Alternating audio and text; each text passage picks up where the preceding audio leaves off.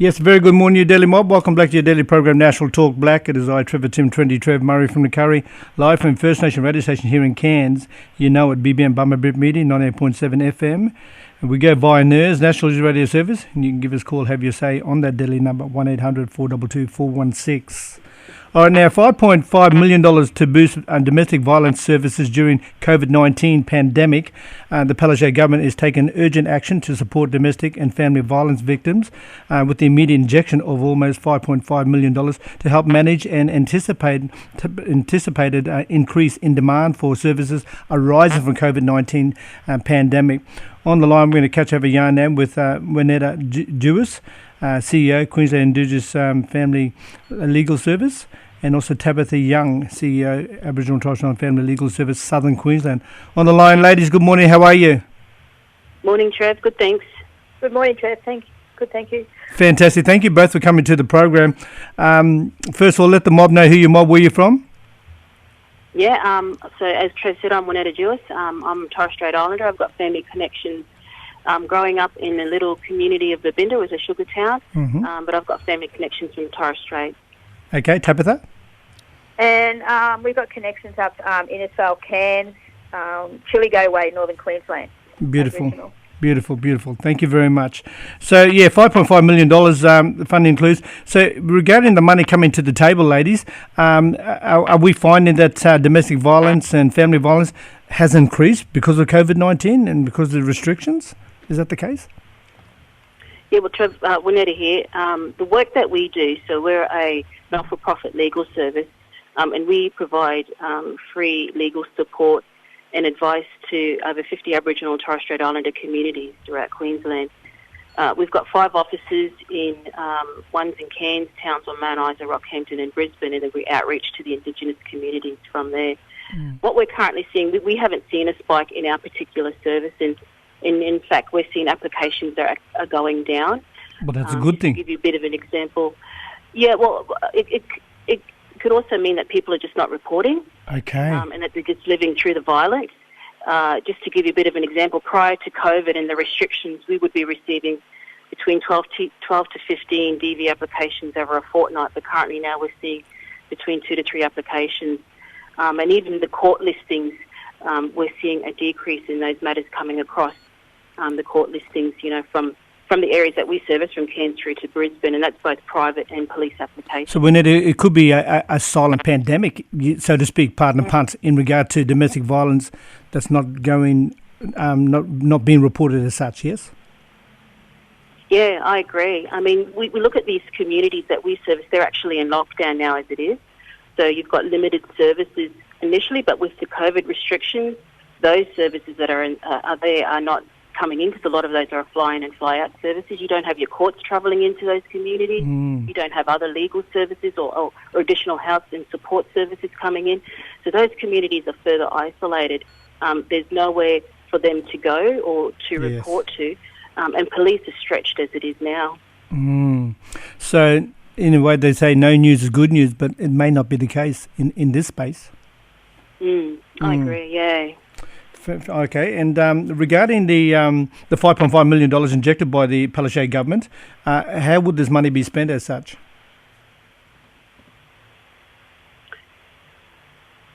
Did you want to? I'll respond. Sorry.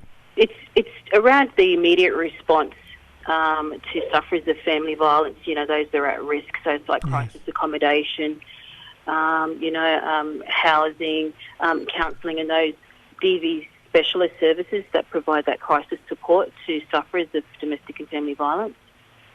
Okay, and so with the for our victims, accommodation, support, finance, security, all the above. Yeah. Did you want to speak something? Tabitha, where you? Add to the conversation, girl. Much the same, yes. There is accommodation and support services all within our service regions. But what we're finding is that, our families are staying home. They're not accessing that support for the accommodation to leave the home to safety to protect the children.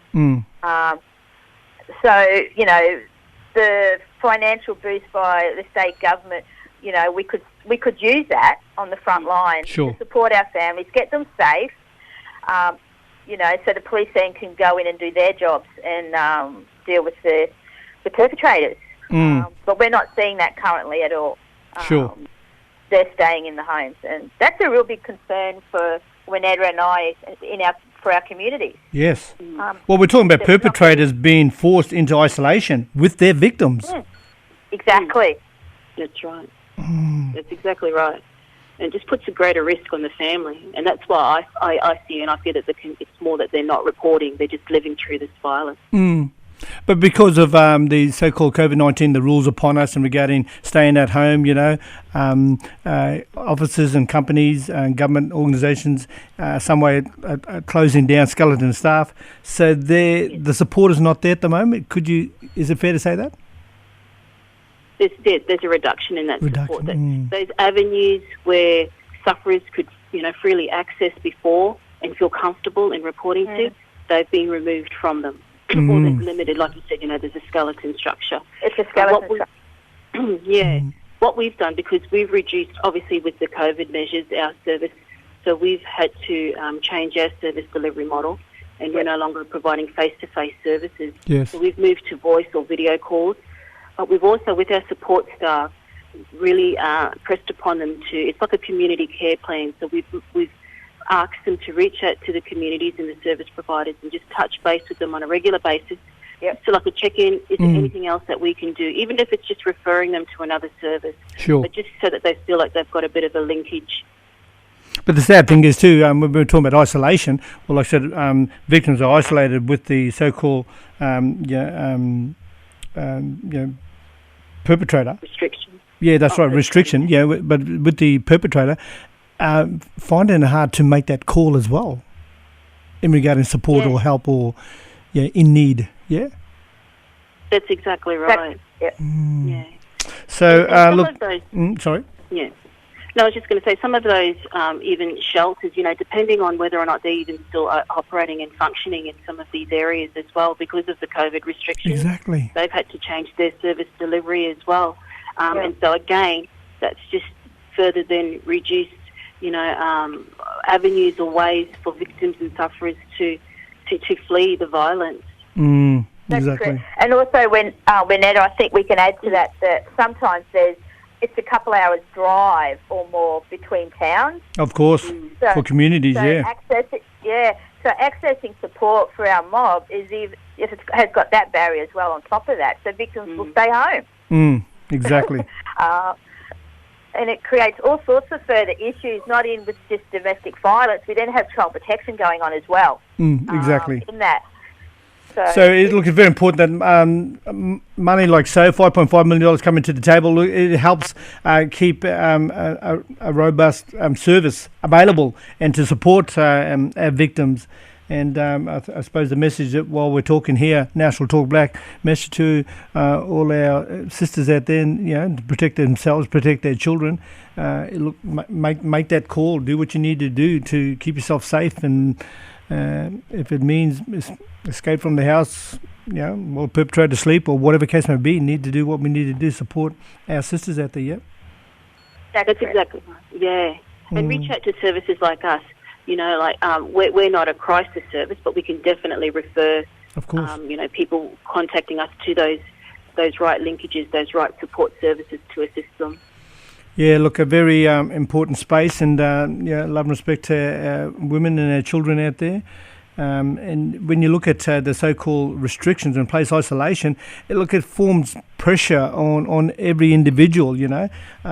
Still no excuse for domestic violence, family violence. I understand that. But when you're talking about four walls are closing in, man point of view, not being, you know, no job, no money coming in, it's supposed to be the man in the house supporting, guiding, but still no reason for family violence and domestic violence. But our women need to reach out if you're in that space, and to keep yourself safe. Best be safe than sorry. Make the phone call.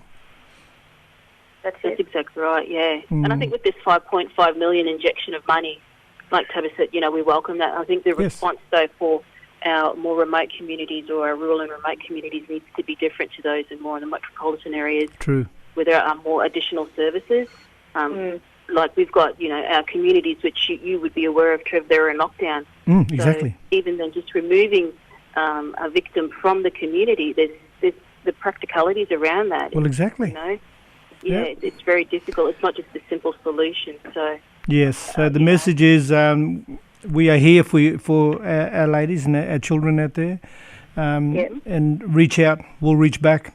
That's the most important message we can deliver. That's exactly right. Yeah. Ladies, thank you very much. A very important yarn, a very important discussion. Fantastic money coming to the table to boost at the space that you're living in and you're working in. But all the best to you. Thank you, ladies, very much. Stay black, stay deadly, stay strong, stay safe. And look, we'll yarn soon. Winetta, Tabitha, thank you very much. Thanks, Trevor. Thanks, Trev. All the best. Bye-bye. Bye. A deadly yarn there. Winetta Jewis, CEO, Queensland Indigenous Family Legal Service, as well as Tabitha Young, CEO, Aboriginal and Torres Strait Islander Family Legal Service, Southern Queensland. So, look, doing their bits in regarding looking after our women, our children out there, and supporting domestic and family violence and their victims, is what we're talking about. And money is the tool in supporting that space. Have you say your mob, yarn up strong, 1-800-422-416, National Talk Black, yarn with the bull on Trevor Tim, Trinity Trev, Murray from the Curry, live from First Nation radio station here in Cairns, BBM Bummer Brit Media, 98.7 FM, 1-800-422-416. Give me a call, let's have a yarn.